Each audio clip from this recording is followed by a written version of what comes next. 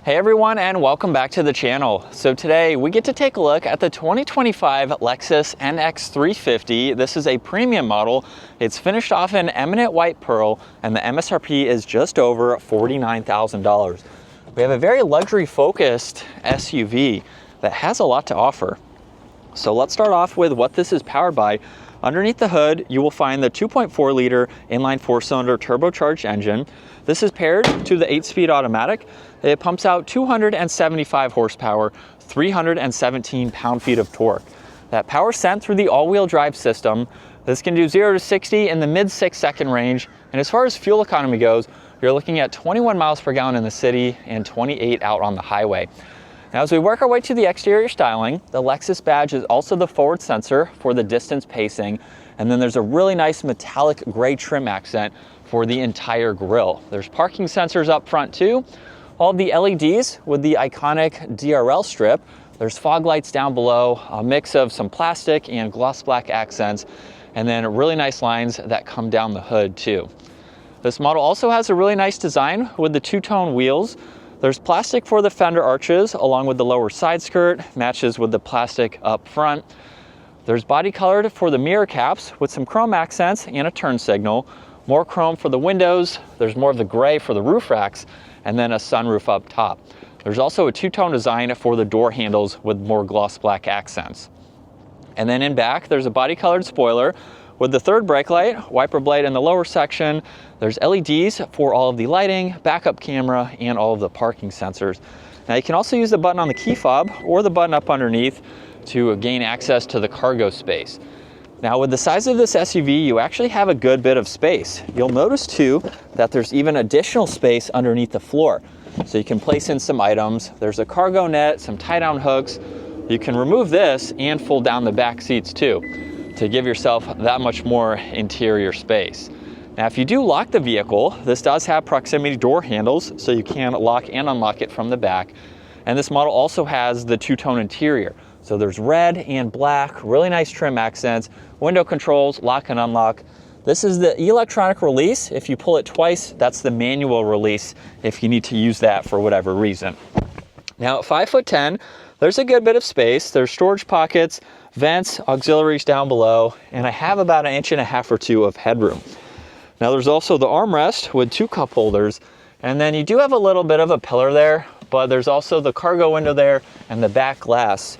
So that way you can easily see around. So there's not too much of a blind spot with that pillar there. Now this also has memory seating adjustments, power folding side mirrors, window controls, some more storage down below, and then the same two-tone design up front. This also has a solid leather steering wheel with paddle shifters on both sides. There's cruise control settings, distance pacing, lane keeping assist, mode and tuning, and then on the left side, volume, Bluetooth, and voice commands. And then there's arrows to go through the rest of the gauge cluster. So you'll notice on the left side, we can use the arrows to further go through all of this, where you have quite a lot that you can scroll through. And then you can even go over and view some more of this information, adaptive cruise, any messages, and then everything else is going to be fixed.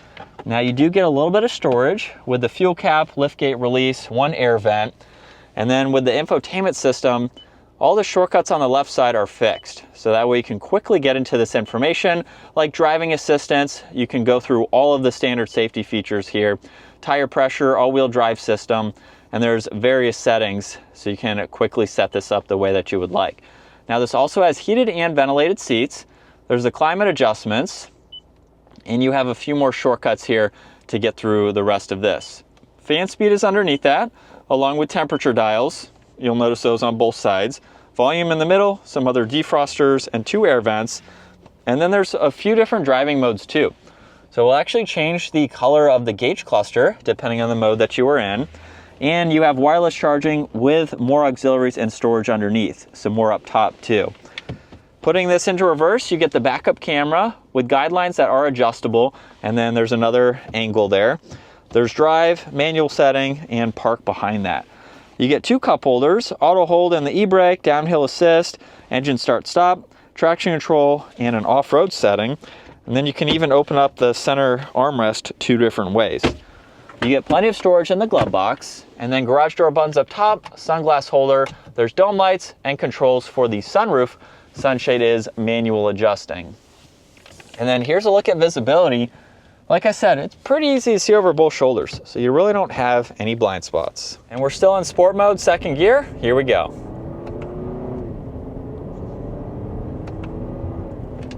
And just a mild acceleration, we're up to speed. Now there's also the gear position that you can look at. When you have it in the manual setting, it's front and center. If I put it back into drive now, we can see D for drive, and now the gear position will show you what gear that you are in.